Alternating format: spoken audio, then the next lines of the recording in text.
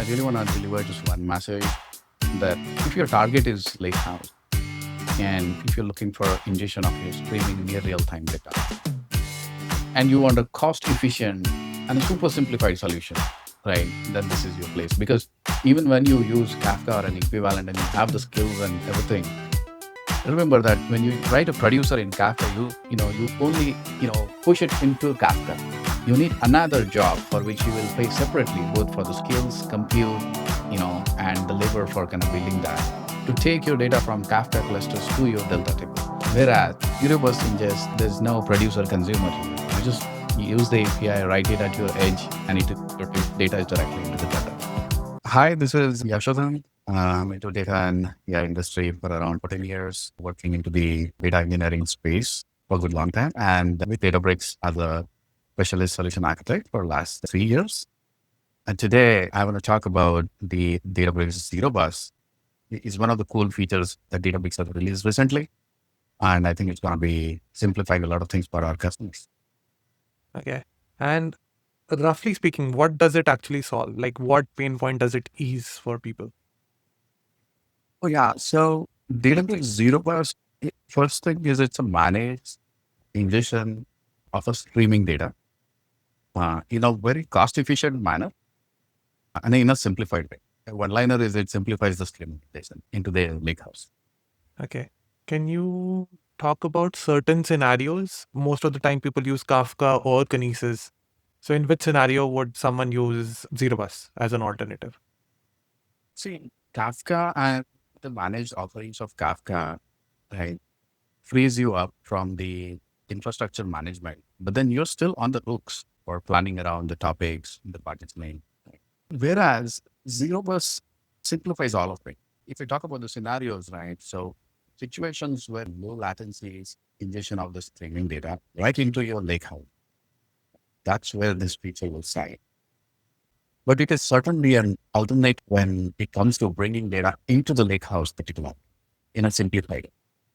I've been on so many calls where people have been running Kafka for a while, and then I show up on calls and I'm like, Kafka uh, topics are like tables. You shouldn't put all the messages from everywhere into a single topic. And Yeah. then I have to explain this is how you pick the number of partitions. And I'm there just to get data out of Kafka into the lakehouse. Yeah. But then I have to go do this user education kind of a thing. So this is cool that if the objective is just to push data, right? Like simply. And if that's the only thing I care about, and then if I can achieve that with Zerobus, I think that's a good win, right? Because there are a lot of different kind of stakeholders and different skill sets of people. But if the business objective is as simple as that, which is, hey, write data to the lakehouse and be done with it, I think this is a good solution Oh, because all of that is taken care of, right? absolutely. And then it's such a fraction of it's going to be cost efficient. The way it is built is there's no capacity planning that the customer needs to do. Since it is a serverless offerings, there is no management of it. And lastly, I would say you still need those skills if you want to manage a Kafka-like architecture, right? So clusters and like you said, the topics and all of it. All of that can be bypassed where you want to bring data into Lakehouse. We have noticed that for a lot of our customers, they have a well set up framework and a Lakehouse solution.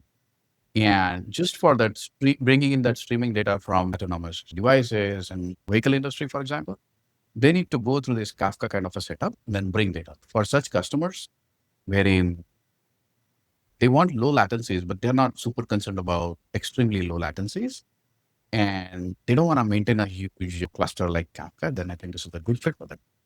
Okay, cool. Do you want to show something from this blog as we speak?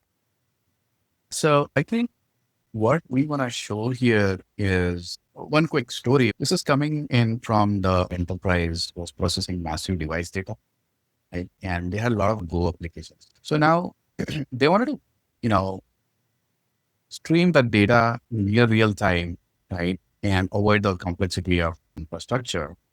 So you're saying this Go application is running on the actual device. So say there are like 10,000 devices which are Yes, trying to send like a signal or a message. Someone has to accept this message. exactly. Okay, cool. Makes sense. They use the Zerobus SDKs. You have an option to do that into Rust, Go, and different SDKs out there. So you can have these clients right into your edge devices and these applications. And from there, you could directly call these APIs, which are regional APIs, and then you should be able to directly ingest into the Lakehouse tables. Okay. Yeah, this is fairly new. A lot of people would be aware because whenever people think of the lake house, they think they have to go via Spark. But here is an example where you can write your regular application in Python and you're able to write into Lakehouse skipping Spark entirely, right? In near real time, yeah. In near real time. Sorry, clarify what do you mean by near real time? Like how much are So we saying? we are talking about latency is around 50 milliseconds. So what that means is I'll show you a quick demo after this, right? So there are a couple of ways into which you can write your client application for Zerobus, wherein you say, I want to ensure that whatever I'm sending now, I get a Mhm. receipt of it saying I have successfully delivered it. Yeah. Right? So that, callback slows down things that we have seen in the industry, but Zerobus provides you an option to do that synchronously. So that way you can still get that receipt, but then that doesn't slow down your performance. Okay. Should we go through the blog or do you want to do the demo? What would you prefer? I think we can jump right into the demo. Okay. Uh, so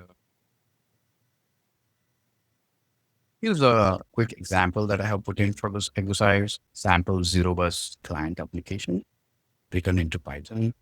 And so I have done this as a UV project. I have a normal file here. And the dependencies out here, it's just two things here. One is the Zerobus Ingest SDK, which you could write to clients, and then the other is Databricks Connect, because I'm running this from my IDE. When Okay. I run this with these dependencies, today I'll show you a couple examples. One is your asynchronous Zerobus example. The other that we will talk about is the synchronous example. And both of these variation can be done either with a JSON file, your data is in the JSON format. The other option that we have here is use a Protobuf format. And the combination of these are both available today. So when I go with the Can I ask synchronous, one? Have you seen other clients figure out when they would use JSON or when they would use Protobuf, or is just a preference? no, I think there are pros and cons when you want to restrict the format. Right? Mhm. When you want to that my format is going to be like this, and all the devices are my client applications needs to always adhere to this format, then Protobuf would make more sense. Hmm. Because that we restrict things and things doesn't fail in the pipeline. Whereas JSON, it's more fluid, right? So you could, as long as it's a valid JSON, you should be able to kind of, call that and pass that to the API.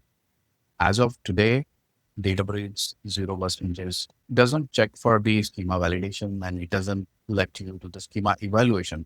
Actually, that's what I'm going to do. But I would imagine it will soon be implemented. And with JSON, you will have that flexibility to evolve your schema. Hmm. Whereas you use Protobuf when you want to restrict your end clients to stick to a certain. Got it. Is Protobuf a binary format? So with the way I'm thinking about it, it's more like schema on read and schema on write kind of a thing. So if someone wants to do schema on read, they would use JSON, and then basically the downstream user is responsible to figure out the schema, right? Whereas Protobuf is like defined schema up front, so the downstream then knows what's coming, right? That's a way to notion about it. Yeah, exactly. And Databricks has simplified because when we say protobuf, a few of the things come into play, right? So one is this record.proto file, right? But Yeah. have the schema of the file, right? And because we know that your data is going into a certain table, right? Databricks in its Zerobus library has provided a module, Python module, with which you can generate this file. Yeah, let's Showing this. go through the demo. Go ahead. So I just wanted to quickly show this example where I'm just using this is going to be your regional endpoint based on your Databricks account ID and obviously your workspace URL. I'm handling the authentication using the workspace client and get client from the config file. Lastly, this is where we're really calling the Zerobus SDK UC. So we are importing the Zerobus SDK from sync module in this example. And what you really do is once you have that, you call your table name, right? And then you pass your record type, which is in this case JSON, right? And then you call the SDK create stream method. It's as simple as that. You create an SDK, you tell it's a JSON format, and you call the create stream method, pass your credentials. And in this example, I have just taken out these many number of rows, built my JSON like this, right? And you can do this using your pandas and other supported Python libraries. And then all I do is from the stream that we created, we do call an ingest record and we directly put in a JSON. Lastly, this is a key line here, which makes it wait for the confirmation that whether my record has been successfully ingested or not. Right. So I'm saying wait for the acknowledgement. So when I run this guy, you look at the speed at which it runs. It's a little slow. This is the basic example of how we do synchronous ingestion. But the good news is there's a way to do it in an asynchronous fashion and make it more faster. So I'll just quickly show you another example.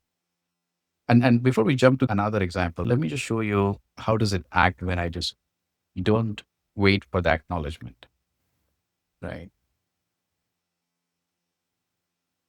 So we can clearly see it is much more faster when we don't wait for acknowledgement. So I think a smart question, Jitesh, to ask ourselves before we implement this, whether my application really need the durability confirmation. Yeah.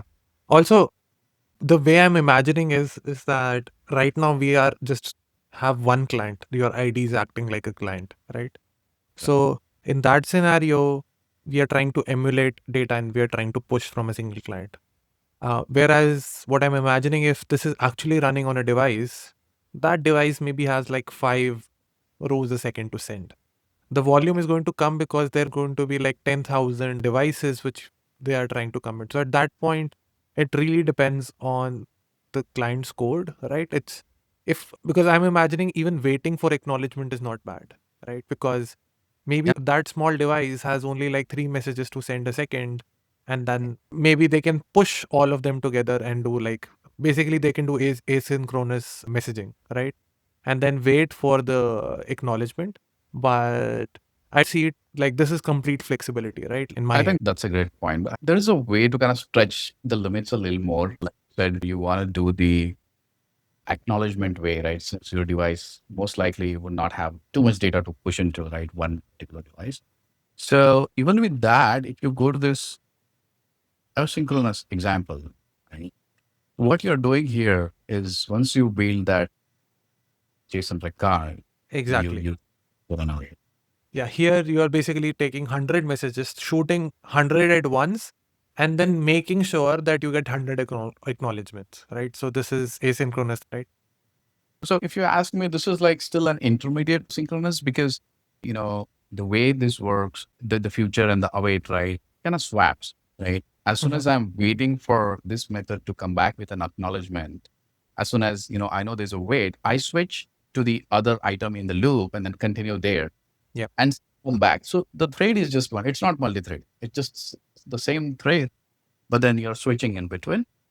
And I think we are here, right? So I think we are aligned till here, but I want to show you one more thing, which is non-blocking. Slightly more advanced example here. Okay. So again, like have this JSON message, and this time, I'm maintaining a list of my futures. And that's where I think the comment that you made, right? So all of these are being maintained into this future and they'll be updated. And when the last flush is happening, it will make sure that all of them has went in. Let's look at the target where you have been writing data to. Yeah. So the ID from, so this is where whatever we're running here is really going into this table. So I want to take you to the history of it to really show you how frequently it's really updating the table, right? So think about this, right? So it's really a decoupled process, right?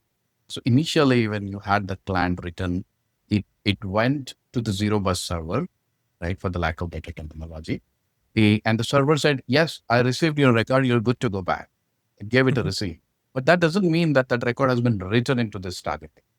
Mhm.